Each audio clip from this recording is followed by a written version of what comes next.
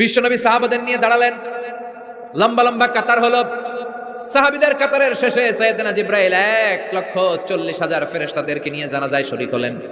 বিশ্বনবী 4 তাকবীর দিয়ে জানাজা পড়লেন, আল্লাহু আকবার, আল্লাহু আকবার, আল্লাহু আকবার, আল্লাহু আকবার। 4টা তাকবীরের মধ্য দিয়ে জানাজা শেষ করলেন।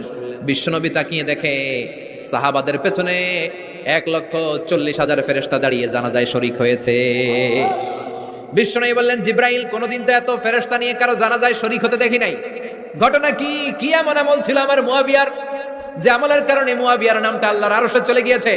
উঠতে বসতে চলতে ফিরতে সব সময় আপনার এই সাহাবী পড়তে থাকতো, কুল হুয়াল্লাহু আহাদ, আল্লাহুস সামাদ, লাম ইয়ালিদ ওয়া লাম ইউলাদ ওয়া লাম ইয়াকুল লাহু কুফুয়ান আহাদ। পড়েন সুবহানাল্লাহ।